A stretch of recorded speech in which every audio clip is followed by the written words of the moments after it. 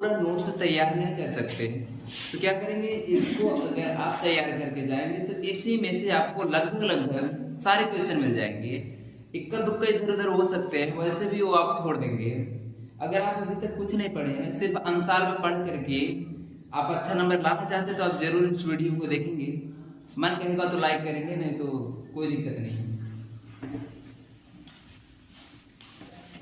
Subscribe के लिए तो बोलेंगे नहीं, क्योंकि हमारा सब्सक्राइबर होने वाले हैं, हमें ज़्यादा लालच है नहीं।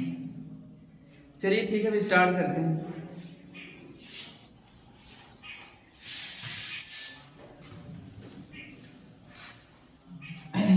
ये मॉडल पेपर है 2025 का, मॉडल पेपर। बेटा कोई बात नहीं करेगा, वीडियो घुमा देंगे, इसका मुंह घुमा देंगे और हम देख लेंगे और तुम्हारे घर वालों को भी दिखा देंगे। जब पढ़ाते हैं तो कैसे बात करता है, ठीक है। यहाँ से पहला क्वेश्चन दिया है, विद्युत विभव का मात्रक है। पहला दिया है विद्युत विभव का मात्रक, विद्युत विभव का मात्रक है।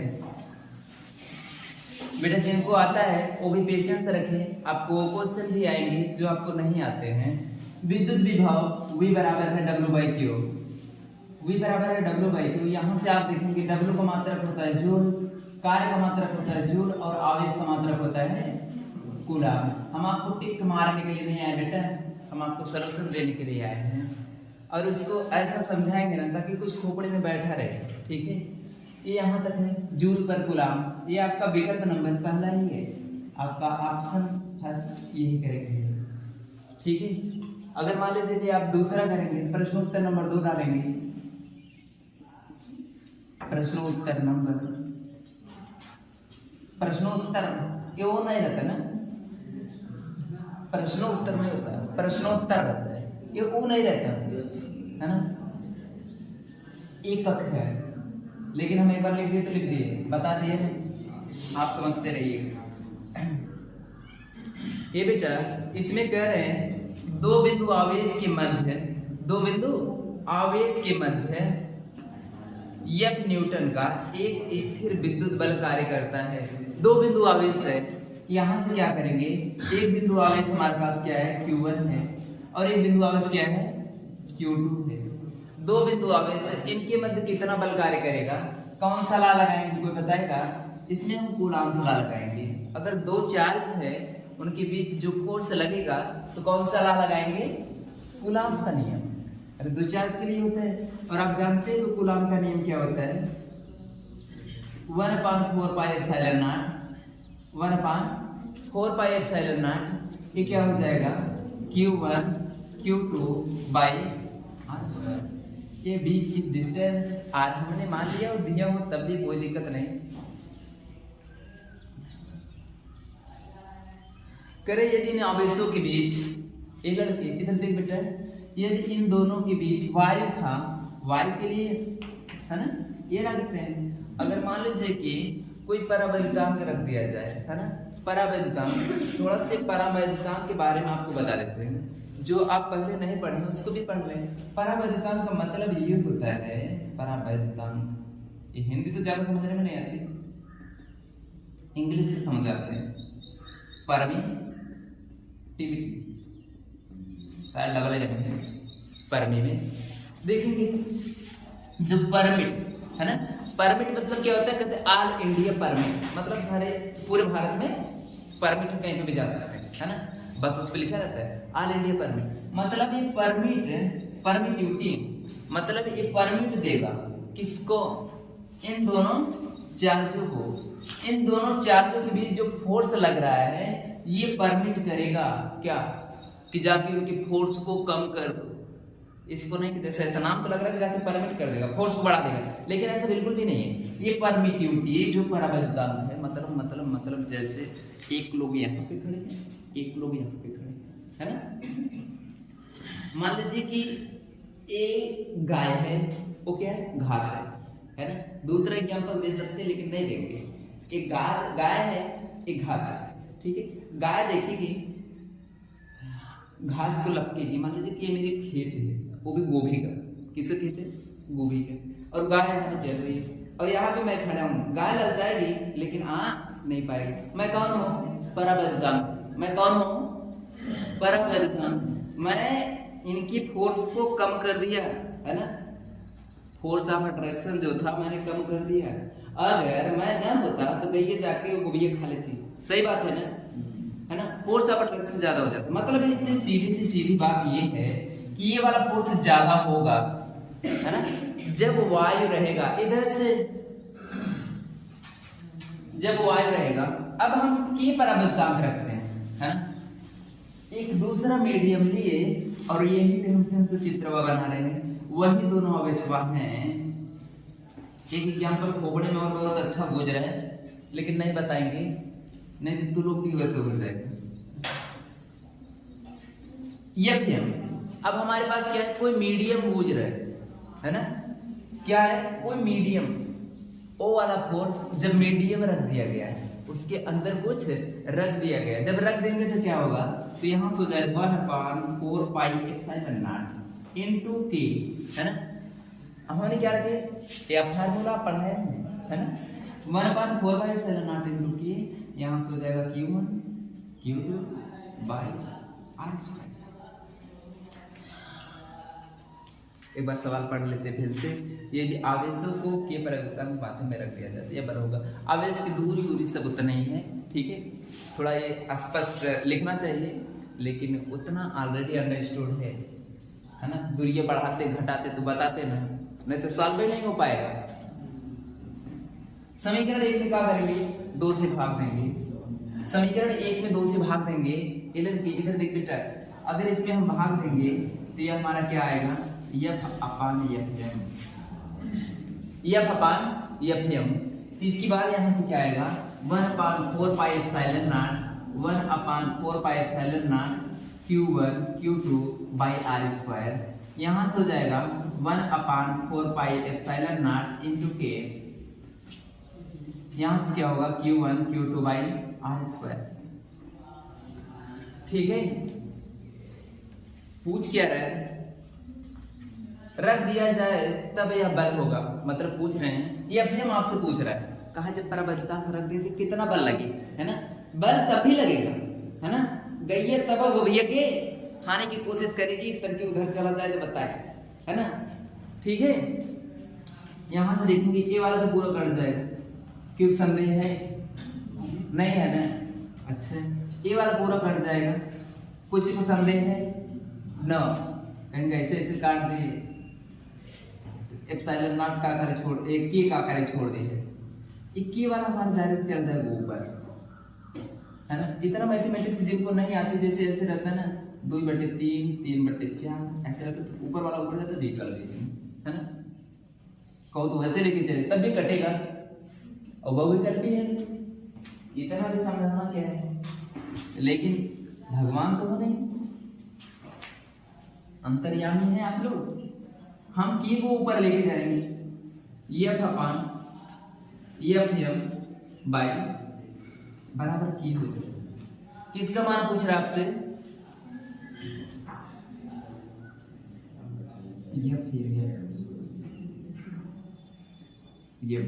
कौन सा विकल्प सही है? चौथा विकल्प नंबर आपका 4 सही है। अच्छा, मतलब जितना पराबैद्युतांक रहेगा उतना ही फोर्स कम लगेगा। मतलब जितना पराबैद्युतांक स्ट्रांग रहेगा। अब भाई मान लें कि हम यहीं पे खड़े हैं, गाय के लगे खड़ी, मान लो गाय चला मर गई गाय है ना, ढकेल के जाए वो भी खाई दे, लेकिन यही बंदूक लेके खड़ा है और गाय की पता है कि बंदूक की औकात के है, डंडा लेके खड़ा है और ऐसे ताने में तो पहले चल रही है ना। वो पराबैद्युतांक है। कौन? जो यहीं पे खड़ा था बीचों में, वही पराबैद्युतांक, वही के है। ठीक है, आपको पीछे से कुछ आता है कोई मतलब नहीं है। यहाँ से जो बताया है, जिस तरह से बेसिक लेवल से बताया है, आपको जरूर समझने में आया होगा। नोट करिए इसे जल्दी से, हम वीडियो को पोज कर रहे हैं। देखिए यहाँ से 1 का गैप,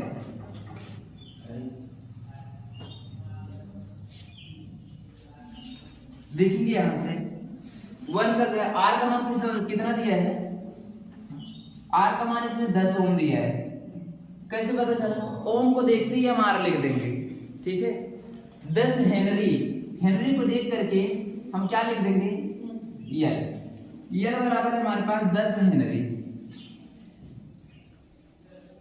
ठीक है। यल का मान हमारे पास 10 हेनरी, वी का मान है 50 वोल्ट, वी का मान है 50 वोल्ट। इतना तक सही है। कह रहे हैं कि इसमें संचित ऊर्जा ज्ञात कीजिए, संचित ऊर्जा। अब हम आपको संचित ऊर्जा का फार्मूला बता रहे हैं। जो संचित ऊर्जा है,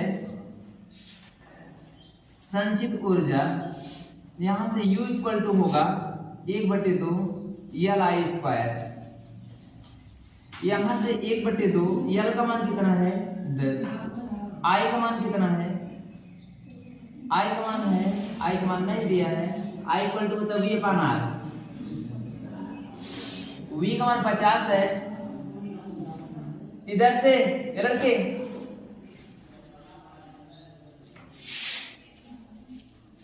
यहां से V/R का होल स्क्वायर, ठीक है। एक इससे 0 से 0 काट देंगे, यहां से अगर 2 बचे 10, 5 बचे 25, 5 के स्क्वायर करेंगे 25 हो जाएगा, 25 पंचे 125, 125 जूल। ये आपका आंसर है। विकल्प नंबर पहला सही। अब प्रश्न उत्तर नंबर 1 का घ है, 1 का घ, जो 1 का घ है इसमें कह रहे हैं धब्बे के विस्थापन क्या होगा, धब्बे का विस्थापन, धब्बे का विस्थापन D इक्वल टू है T कोष्टक में 1 - 1/n, जिसमें आपसे पूछ रहे हैं, कह रहे धब्बे के ऊपर T का मान दिया है 6 सेंटीमीटर। ये लड़के क्या बोल रहे हो, सवाल लगाना तो लगाओ, क्या सवाल कर रहे हो। T का मान है आपका 6 सेंटीमीटर, 1 - 1/n, N का मान इसमें दिया है 1.5, N का मान दिया 1.5। अंशाल बिना लिए समझने में नहीं आएगा, अंशाल तुम्हें खरीदना पड़ेगा, ठीक है। 6 यहां से हो जाएगा, उसको 10 हम कर देते ऊपर, यहां से दशमलव हटाएंगे 1 - 10/15। और हम ये भी बताए थे कि अंशाल की क्लास होगी हर 1 सोमवार की, केवल आज थोड़ी ना चला रहे। यहां से कितना हो जाएगा 6, ऊपर हमारा 5 आएगा बाई 15, 5 3 15, 3 दूनी 6, D बराबर आपका आ जाएगा 2 सेंटीमीटर, ठीक है। ये दोनों नोट करिए, इसके बाद थ्योरेटिकल है।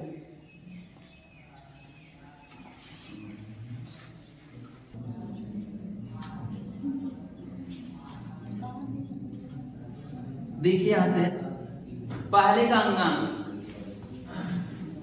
पहले का जो अंगांक है ध्यान से सुनेंगे, शायद आज भी समझने में आ जाए, तो वहां पे जो व्यतिकरण विवर्तन है उसमें कम समझाना पड़ेगा।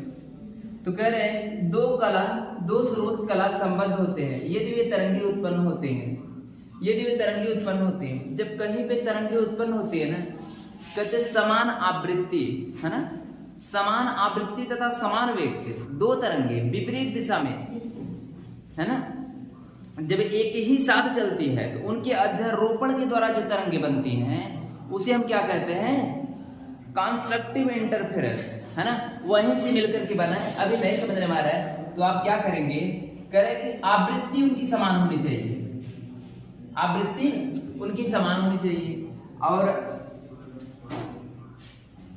दिशा हमारी अलग अलग हो सकती है। जब दिशा हमारी अलग अलग होती है इसे हम कहते हैं विनाशी व्यतिकरण, है ना, विनाशी व्यतिकरण कहते हैं। लेकिन जब दिशा सेम हो जाती है इसे हम समपोषी व्यतिकरण कहते हैं। ये इस तरह से समझने में नहीं आ रहा है कोई बात नहीं, लेकिन हमने एक बात बोला था, समान आवृत्ति तथा समान वेग से, परंतु विपरीत दिशा विपरीत भी हो सकती है, समान भी हो सकती है। यहाँ पे समान है, यहाँ पे समान है, यहाँ पे ऊपर विपरीत है, ठीक, नीचे से चल रही ऊपर से चल रही, ठीक है। तो यहाँ से कला संबद्ध होते हैं, यदि वे तरंग उत्पन्न होती तो उनकी आवृत्ति समान रहती है, ठीक है। क्या समान रहती है? आवृत्ति समान रहती है। ये आपको सेकंड पार्ट का बहुत टफ चैप्टर से है, सेकंड पार्ट में मिलेगा। तो इसे आप क्या कहेंगे? एक समान आवृत्ति, यही आंसर है, एक समान आवृत्ति। और पहले का चयन यही 5 दिया रहता है, 6 विकल्प भी। इसमें करें एक अर्धचालक डिवाइस, इधर देख बेटा, एक अर्धचालक डिवाइस एक बैटरी तथा प्रतिरोध के साथ श्रेणी क्रम में संयोजित है। बैटरी तथा प्रतिरोध के साथ,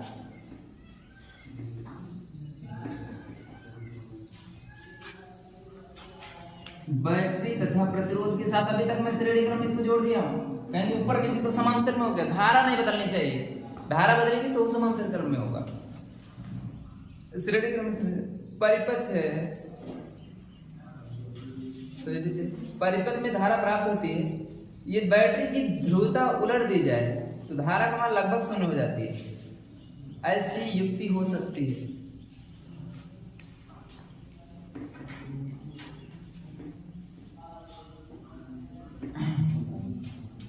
ये पॉजिटिव है, ये नेगेटिव है ना। जब हम इसको ऐसे दे रहे थे, परिपथ में धारा प्राप्त होती है, करीब परिपथ में धारा प्राप्त होती है, ठीक है। जब यहां से बैटरी लगाए हैं तो प्लस से जाएगी तो परिपथ से धारा मिलेगी। करे ध्रुवता उलट दें, प्लस को माइनस कर दे, माइनस को प्लस कर दे, तो क्या होगा? तो होगा ये कि धारा लगभग 0 हो जाए, है ना। ऐसा कंडीशन किस में होता जानते हैं? उसे हम कहते हैं पीएन संधि डायोड। आपको पढ़ना है आगे, उसे हम कहते हैं पीएन संधि डायोड। पीएन संधि डायोड किसे कहते हैं? जब एक पी प्रकार का सेमीकंडक्टर, एक पी प्रकार का अर्धचालक, एक एन प्रकार के अर्धचालक आपस में जुड़ते हैं तो हमारा पीएन संधि डायोड बनता है, पीएन संधि डायोड बनता है, ठीक है। इसको बहुत बेसिक से बहुत एक्सप्लेन करेंगे, 1 घंटे का लेक्चर लेंगे वाली पीएन संधि डायोड। चलिए अब हम खंड ब में आ जाते हैं। खंड ब,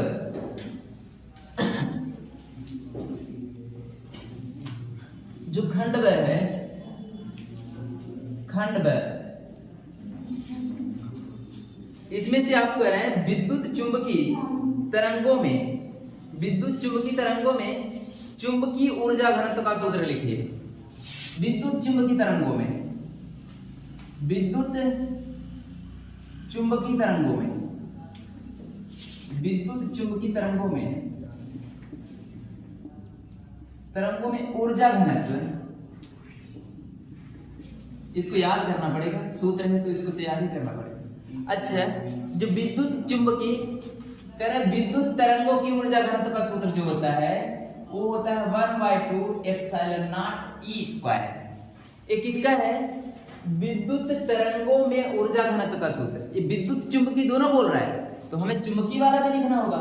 1/2 क्या होगा? Mu not be square. ये आप आंसर लिख लेंगे। नीचे से थोड़ा सा फार्मूला पूछा है, फार्मूला का नॉलेज आपको होना चाहिए पूरी तरह से। एप्सिलॉन नॉट क्या है, ई क्या है, म्यू नॉट क्या है, बी क्या है, सबको पता है ना। निर्वात की विद्युतशीलता, निर्वात की विद्युतशीलता, विद्युत क्षेत्र है, ये विद्युत क्षेत्र है। निर्वात की चुंबकशीलता है, निर्वात की चुंबकशीलता। वीडियो आ रही है बेटा? बहुत अच्छा वीडियो बनाने के चक्कर में ना वीडियो बना नहीं पा रहे थे। अब जो हम हैं उसमें थोड़े ना बदल जाएंगे, है ना, वो वही रहेंगे। अगर सोचे बहुत दिन बाद ये वीडियो को बनाते बनाते ही और ज्यादा निखार आना होगा तो आएगा, अगर हम सोचे कि वहां से आए पर्सनल वीडियो बनाने को हो ही नहीं सकता, 2 साल बीत गए, ठीक है, हो ही नहीं पा रहा था कुछ, ठीक है। बी का मान क्या है, अरे ना विद्युत क्षेत्र ना, चुंबकीय क्षेत्र, ये है चुंबकीय क्षेत्र। बेटा आप इसे याद रखेंगे तो कसम भगवान की, ये भी डायलॉग आता है, कसम भगवान की। ये आपके बुक में डायरेक्ट क्वेश्चन पूछे जाने वाले हैं और बच्चे छोड़ करके आते हैं, ठीक है। यहाँ से विद्युत चुंबकीय तरंगों में ऊर्जा घनत्व इतना बड़ा याद करना बड़ा मुश्किल है, लेकिन इस बात को देखना, ये दोनों निर्वात की विद्युतशीलता, निर्वात की चुंबकशीलता, ए के स्क्वायर बी के स्क्वायर, बस वही है, बीच में प्लस लगा दो, ठीक है। क्वेश्चन नंबर नोट किए बेटा, फार्मूला नोट कर लीजिए, नीचे वाला रख दीजिए। खंड ग का पहला सवाल था, खंड ग का पहला सवाल था, ये भी आपका एक ही नंबर का है तो इतना ही लिखेंगे। और इसमें दूसरा सवाल जो है, कह रहे हैं आवेशों के मध्य लगने वाले, आवेशों के मध्य लगने वाले विद्युत बल की सहायता से एप्सिलॉन, विद्युतशीलता एप्सिलॉन का बीमी समीकरण लिखिए, एप्सिलॉन का बीमी समीकरण लिखिए। यह इक्वल टू क्या होता है, 1/4 पाई एप्सिलॉन। क्या है एप्सिलॉन,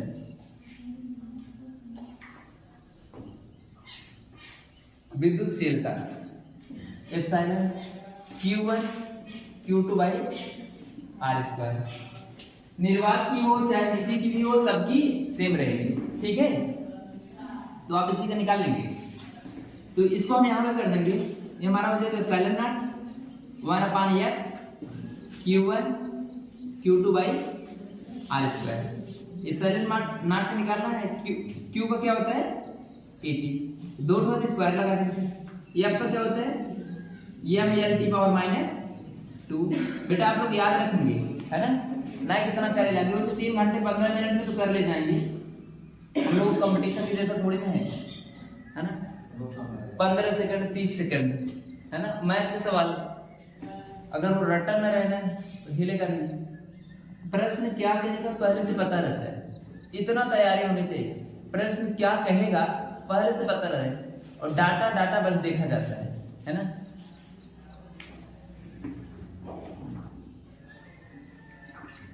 यहां से ये होता है a स्क्वायर टी स्क्वायर,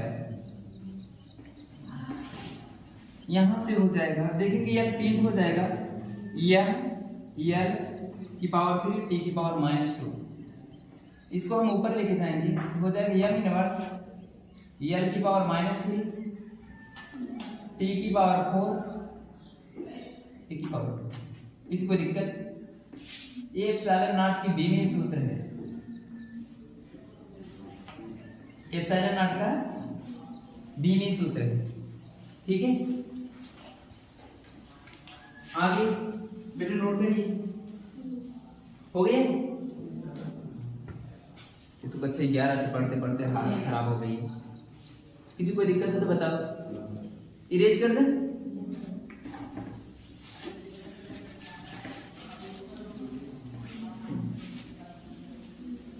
अगले सोमवार को हम फिर मिलेंगे, है ना।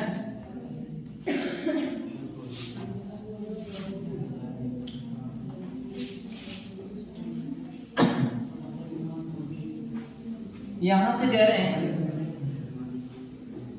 एक अल्फा कण, कह रहे हैं एक प्रोटॉन तथा अल्फा कण समान वेग से समान चुंबकीय क्षेत्र में लंबवत प्रवेश करता है। एक प्रोटॉन तथा एक अल्फा कण, एक प्रोटॉन में कितना आवेश होता है, प्रोटॉन पे आवेश कितना होता है, अगर मान लीजिए कि E है तो अल्फा कण पे आवेश कितना होगा 2E, ठीक है। अगर मैं मान लीजिए द्रव्यमान मान रहा हूं प्रोटॉन का m, ठीक है, कांस्टेंट वैल्यू भी हमको याद है, लेकिन उससे लगाएंगे तो बहुत बड़ा हो जाएगा। अगर यहां से m अल्फा करेंगे तो तो ये 4m के बराबर होता है। अगली बार जब मैं डाटा से पुट किया था, इसको लगाते समय जब डाटा पुट कराया था तो 1/2 आया था ना, आज भी 1/2 ही आएगा, ठीक है। लेकिन ये थोड़ा से इजी वे में बता रहे हैं, वहां डाटा पुट करके बताए थे। तो क्या पूछ रहे हैं आपसे,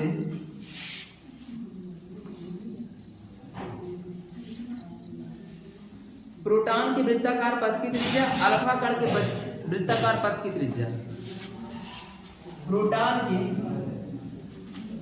और अल्फा कण की त्रिज्या। ये बेटा यहां से देखिए, आप जानते हैं फार्मूला R इक्वल टू क्या होता है, mv अपान qb, ये बताया था ना। तो पहले R mv mp बटे v से दोनों में सेम है, q p b भी दोनों में सेम है, नीचे से हो जाएगा m अल्फा b v तो सेम है,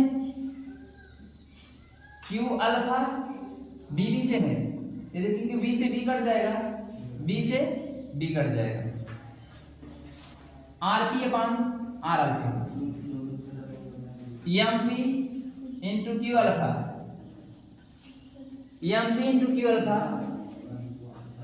बेटा आवाज आ रही है, qp इंटू m अल्फा, इतना तक सही है। वैल्यू पुट कर दीजिए, ये थोड़ा इजी है। mp प्रोटॉन का द्रव्यमान कितना है, अल्फा कण का आवेश कितना है 2e, प्रोटॉन का आवेश e, अल्फा कण का द्रव्यमान 4m, e से e कट गया, m से m कट गया, 2 दूनी 4, rp अपान r alpha, rp ratio r alpha जो आएगा 1:2 आएगा, ठीक है। देखो नीचे दिख रहा है कि नहीं, अभी पूरा पूरा दिख रहा है। नोट कर बेटा जल्दी से, इसको तो जरूर तैयार करके जाना है ना, इसमें कुछ दिया भी नहीं है, सब कांस्टेंट वैल्यू है। अगर जो हमारी तरह रहते हैं वो याद किए रहते हैं, ई का मान कितना होता है 1.6 × 10⁻⁹, वो बेवकूफी हो जाएगी, है ना। डाटा पुट करके लगाओगे तब भी आएगा, है ना, लेकिन थोड़ा ऐसे अजम्पशन की तरह ठीक रहेगा। अल्फा का जो द्रव्यमान होता है प्रोटॉन के द्रव्यमान को 4 गुना होता है, ये थोड़ा सा याद रखना है। और जो प्रोटॉन का आवेश होता है वो अल्फा कण के आवेश का आधा होता है, मतलब अल्फा कण वाला दुगना होता है, ठीक है। इरेज करें बेटा, नोट करें जल्दी, वीडियो पॉज करते रहे।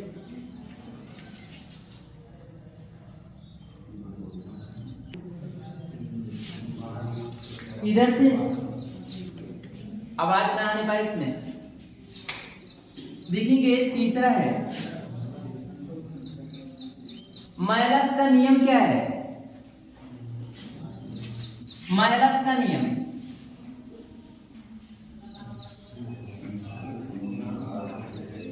माइलस का नियम, माइलस का नियम इसमें है कि जो आई है ये डायरेक्टली प्रोपोर्शनल है आई नॉट के, आई नॉट स्क्वायर है ना, और जो है आई ये डायरेक्टली प्रोपोर्शनल है cos स्क्वायर थीटा, है ना। दोनों प्रोपोर्शनलिटी को हटाते हैं, दोनों को मिलाएंगे तो क्या हो जाएगा आई नॉट cos स्क्वायर थीटा। जब यहां से आई हटाएंगे, प्रोपोर्शनलिटी हटाएंगे तो कांस्टेंट लगाएंगे, आई नॉट cos स्क्वायर थीटा। यहां से क्या करेंगे, k की वैल्यू कितना ले लेंगे 1, k की वैल्यू जब 1 ले लेंगे i इक्वल टू हो जाएगा आई नॉट cos स्क्वायर थीटा। यही हमारा क्या है माइलस का नियम,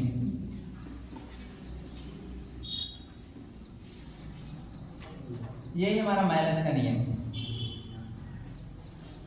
ठीक है।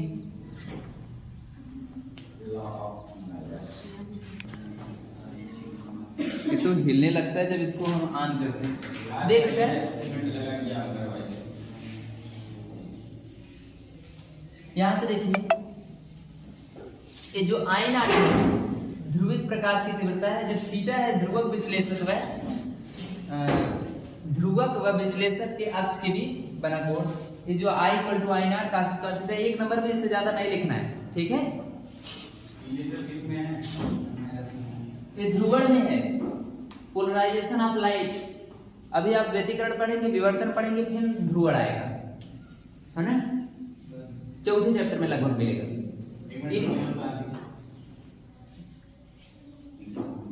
अभी फिर वीडियो को पॉज करें, जल्दी नोट कर बेटा, वो फिर हिल जाएगा। नोट करें, जल्दी नोट करें।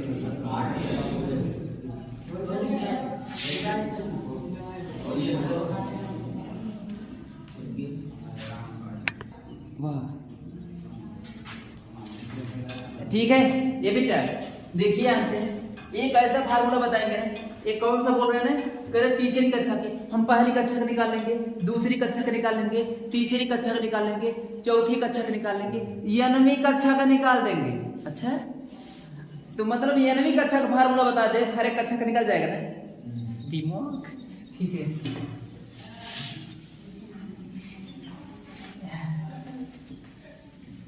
लो वो वीडियो में भी चला गया।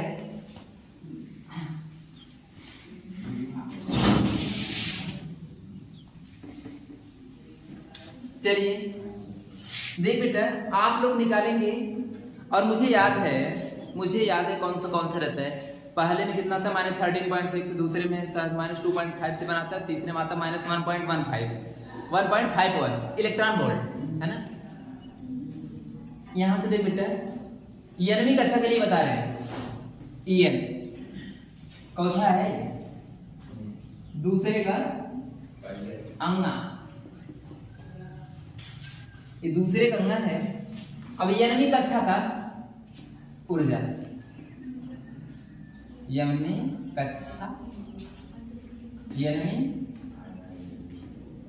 कक्षा की ऊर्जा।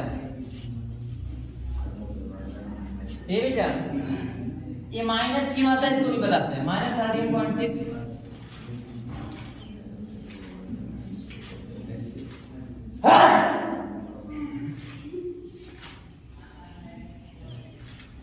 अब बेटा छींक तो आ ही सकती है,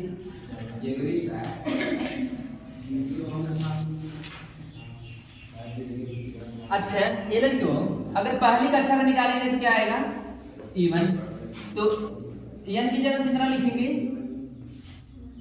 1 लिख देंगे। 1 का स्क्वायर कितना हो जाएगा 1। लेकिन आपसे पूछ कौन सी कक्षा कराया है, तीसरी कक्षा पूछ रहा है। आप इस बात को जानेंगे कि इसकी ऊर्जा कितनी होती है, पहली कक्षा की ऊर्जा कितनी होती है 13.6 इलेक्ट्रॉन वोल्ट। पहली कक्षा की ऊर्जा कितनी होती है 13. हाँ मतलब पहली कक्षा से अगर आपको इलेक्ट्रॉन निकालना है तो इतनी ऊर्जा उसको देनी पड़ेगी, है ना। और मान लो बाहर कक्षा बता ऊर्जा कम होती जाएगी ना। मान लो जैसे कोनो आम एक पेड़ बा, हम ओकर रखवाला है ना, बाग बाटे, बाग के कोने पर के आम तोड़ सकते, वो जो आम है ना इलेक्ट्रॉन है, हम मान लो कि इधर मुड़ के रहेंगे उधर मान लो एक चक्कर लेके चल दी है, कम ऊर्जा लगेगी। और जहां पे न्यूक्लियस है उसके पास से तोड़ के लेके जाइए तो ज्यादा ऊर्जा लगेगी। तो हमें पहले आवे खोए, हमका पेड़ में बांधे खोए, तब तो तोड़ के लग गया। सही बात है ना। यहां से E2 में कितनी ऊर्जा आएगी, एक कोई जरूरी थोड़ी ना आपसे केवल एग्जाम में जो इसमें दिया हुआ है पूछेगा। पहला का दिया तो पहला पूछ ले, नहीं दूसरा भी पूछ सकता है, तीसरा भी पूछ सकता है, चौथा भी पूछ सकते हैं, पांचवें एक वैज्ञानिक ने दिया है 5 तक पूछ सकते। -13.6 by n electron volt. n की जगह कितना रखेंगे 2 का स्क्वायर कितना होगा 4 तिहाई 12 4 चौक 4 3 12 4 चौक 16 3.4 इलेक्ट्रॉन वोल्ट। अगर मान यही तीसरा वाला आपसे पूछ रहा है जो अब बताने जा रहे हैं, केवल यही आपको लिखना है उसके सॉल्यूशन में 13.6 electron volt by n square. यहां से हो जाएगा 13.6, 3 रखेंगे, 3 त्रिका 9, 9 1 9, 9 1 9 है ना, 9 1 9 हो जाए कितना 46, 9 बचे 45, बचेगा कितना 1, हो जाएगा 10, 9 1 9 मैंने बताया था -1.51 इलेक्ट्रॉन वोल्ट इतना आएगा। अब चौथा पांचवा इस तरह से निकाल लेंगे बेटा। एक हम ये गए थे तैयारी करने IIT की, उसमें एक टीचर थे, सब कुछ तो इंग्लिश में बोल रहे थे, जब काटने की पारी आई तो बोल रहे 36, तो मुझे पता चल गया कि मेहनत करके ही आगे आए हैं। ठीक है,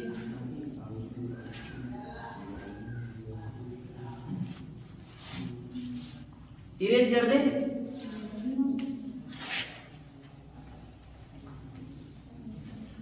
जल्दी नोट कर बेटा।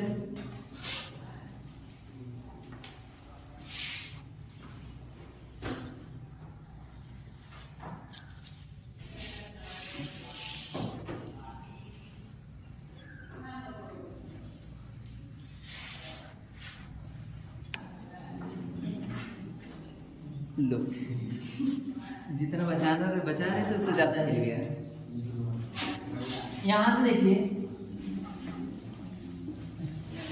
इसके बाद आपको पास आ गया विवर्तन। बेटा यहीं से समझने में आ जाएगा, है ना, लेकिन भाषण अच्छे से देंगे जब विवर्तन चालू करेंगे। सोमवार को आपका साल चलता रहेगा, तब तक खत्म हो जाएगा। प्रकाश का विवर्तन, प्रकाश का बेटा बात नहीं करेंगे, विवर्तन इक्वेशन नंबर है दूसरे का चेक। यहां से देखेंगे जब प्रकाश की किरण, यहां से देख बेटा, समझने की थोड़ी सी कोशिश करेंगे। देखेंगे जैसे अगर मेरे पास कोई टार्च है, यहां से कोई भी एक होल है, ये दीवार है, ठीक है, ये दीवार है। जब हम टार्च को बारते हैं, है ना, जब टार्च को बारते हैं, है ना, तो क्या हो जाता है, जो प्रकाश होता है इसके किनारों से टकरा करके, देखेंगे जैसे लाइटिया है यहाँ, इधर लाइटिया टर्चवा है ना, टर्चवा का मुहा जितना रहता है उससे ज्यादा फोकस लेके जोड़ देता है ना, फैला रहता है। तो क्या कहते हैं, जो प्रकाश है, जो तीक्ष्ण अवरोध है ना, कोनों या तीक्ष्ण अवरोधों से जब टकराती है, टकरा करके उस पार जाकर के फैलती है, वही जो होता है ना, वही हमारा विवर्तन है ना। जैसे मान लीजिए कि मैं बोल रहा हूं इधर, है ना, आगे सामने दीवार है, मैं बोला आगे सामने दीवार है ना, आगे सामने दीवार है, मतलब दोनों बात एक ही है, ठीक है। सामने दीवार है, मैंने बोला, तो आवाज इस पार कैसे गई, आवाज कैसे चल रही है, या तो ट्रांसवर्स, है ना, या तो लॉन्गिट्यूडिनल वे में जाएगी आगे।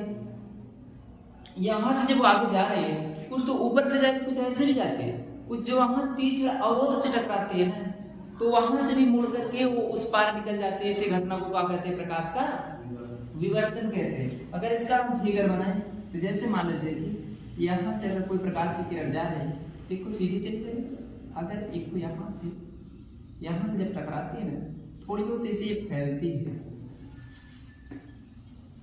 जो ये इतना फैलाव हुआ ना, इतने तो जगह था जाने के लिए, है ना, इतना ही जगह था, जो इतना ज्यादा फैला है ना, वही हमारा विवर्तन है, ठीक है। इसको लिखेंगे,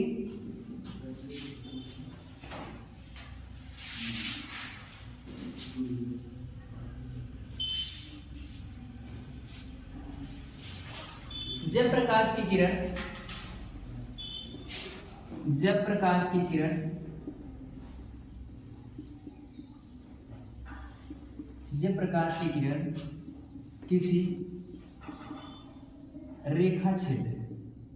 किसी रेखा क्षेत्र या तीक्ष्ण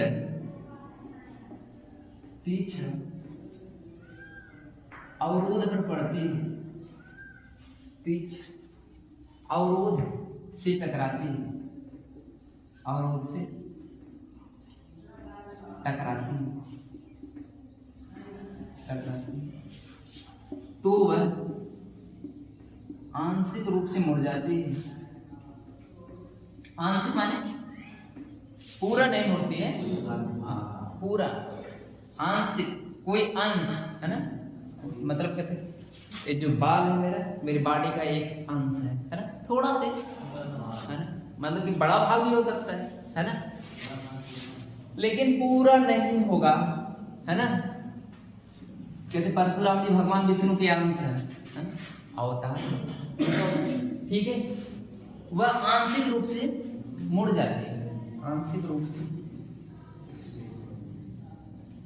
मुड़ जाती है। इसको हम 5 फिगर बताएंगे जब आपको पढ़ाएंगे तो, ठीक है, 5 फिगर बताएंगे, जिसमें से एक ये भी है, आंशिक रूप से मुड़ जाती है। 1 नंबर में क्या लिखेंगे, मुड़ जाती है। इस घटना को प्रकाश का विवर्तन कहते हैं। ये फिगर में बना लेना इसे, प्रकाश का विवर्तन कहते हैं, ठीक है। इस घटना को प्रकाश का विवर्तन कहते हैं। आपका क्वेश्चन नंबर 2 तक कंप्लीट हो चुका है, ठीक है।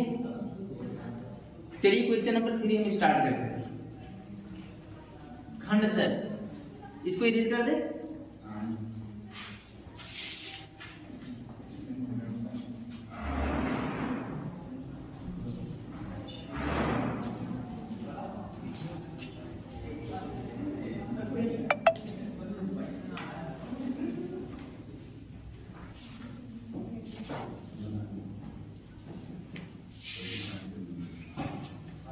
ये वाला हमारा क्या है, रेखा छिद्र है ना।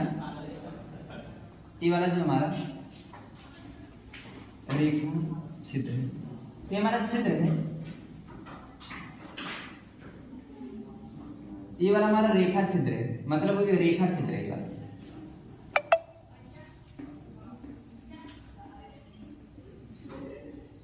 और जो ऐसे ऐसे बनता है ना, इसको हम तरंगाग्र कहते हैं। मान लीजिए कि जैसे बढ़ेगी तो आगे ऐसे ही तो बढ़ेगी, जो ऐसे बनती है इसे हम तरंगाग्र कहते हैं। इसको अच्छे से बताएंगे, ठीक है।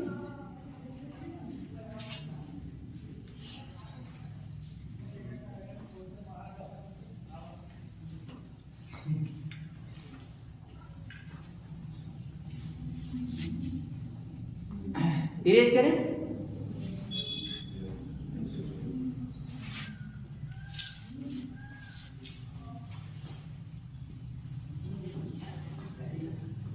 मिटाएं।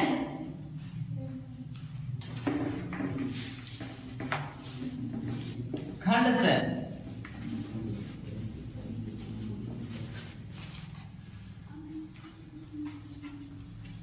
बेटा बगल से देख लीजिए जो नोट नहीं किए। खंड से, जो खंड से है, खंड से मतलब तीसरे का कर, तीसरे का कर। ये 2 नंबर का क्वेश्चन है। कह रहे वैद्युत द्विध्रुव P, एक वैद्युत द्विध्रुव आपको P दिए हैं, ऊपर वेक्टर लगाया है, मतलब ये सदिश राशि है। ये लड़के हैं, ए क्या P दिया है, कहते R दूरी, दूरी कितना दिया है, R दिया है। कह रहे वैद्युत द्विध्रुव की व्यंजक लिखिए। अक्ष से केंद्र R दूरी पर वैद्युत द्विध्रुव का व्यंजक लिखिए। मतलब अक्षीय स्थिति में वैद्युत द्विध्रुव का व्यंजक पूछ रहा है, वैद्युत विभव का। तो V बराबर कितना होता है, KP बाई R स्क्वायर है ना। K का मान कितना होता है, 1/4 pi epsilon not P by R square. इसका चित्र देखेंगे कैसे रहेगा, नेगेटिव टू पॉजिटिव रहता है ना। मान लीजिए कैसे है, इसकी केंद्र है O, इससे कोई डिस्टेंस R है, केंद्र से r डिस्टेंस पे कोई बिंदु P था, है ना। मान लीजिए कि यहाँ m मान ले रहे हैं क्योंकि द्विध्रुव में P माने r है, ये वाला l है, ये वाला l है, जो सब कुछ आया था आपका ये वाला है। अब इसको कह रहे हैं कि जो बिंदु है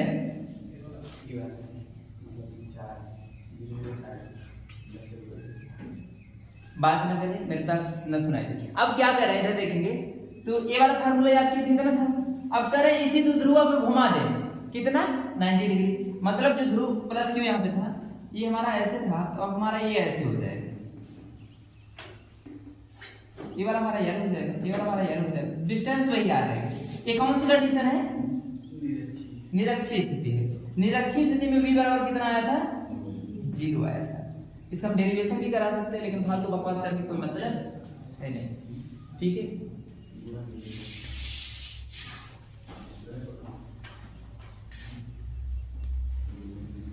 तीसरे का खैर ये बेटा चलिए ठीक है। तीसरे कक्षा से आप अगले सोमवार तक वेट करेंगे और जिनको नहीं आता इसे तैयार भी किए रहेंगे, ठीक है। अगले सोमवार को हम फिर से मिलेंगे आपको, शायद हो सके तो अगले सोमवार को और जल्दी आएंगे तो पूरा खत्म हो जाएगा, फिर 2024 वाला चलेगा, ठीक है।